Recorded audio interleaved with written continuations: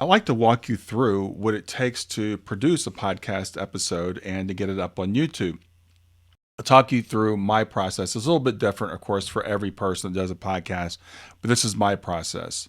The first thing to do is to invite the guest. I usually will email them. A lot of times the guests will actually come to me. I've got publicists that come to me now and ask me if they can have their client on my show. So that's the first thing, is arranging the interview. And I do that through a scheduling package I use called Acuity to get that set up. Then we record the interview. We do that through Zoom currently. Thinking about switching that, but it's through Zoom right now. Usually record for 45 minutes to an hour. So that process takes an hour and a half to get everything recorded, to get the guest in, get them comfortable, to talk to them, do the interview, and then to wrap up at the end.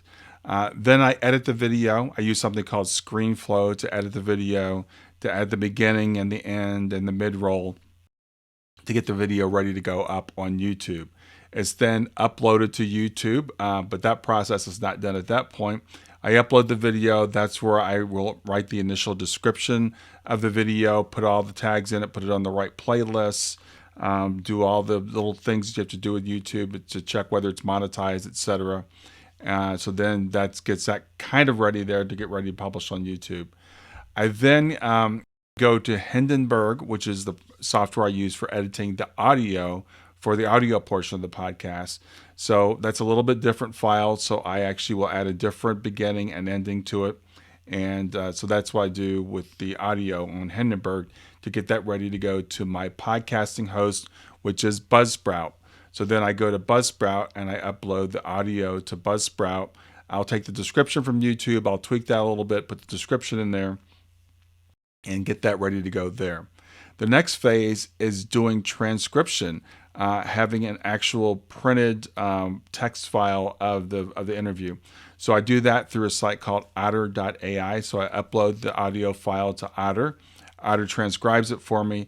I then take that transcriptions, I put that on YouTube, I put that on the podcast, and I will also put that on my blog, which is the next phase.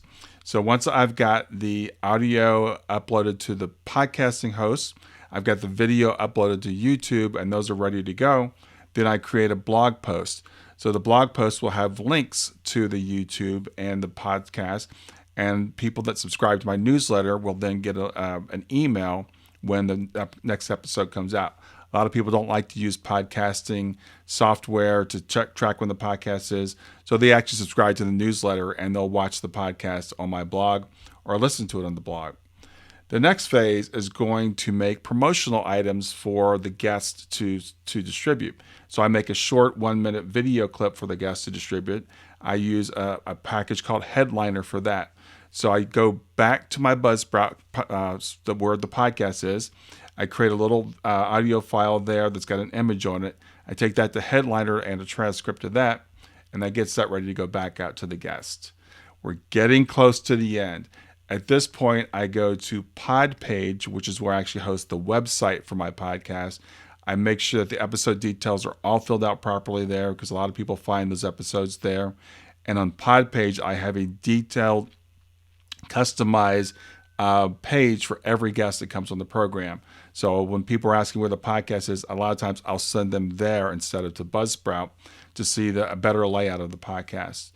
Then the next step, the last step, is finally back to email again and emailing the guest all the details of the podcast, where they can find the podcast episode, where they can find the YouTube episode, where they can find the blog.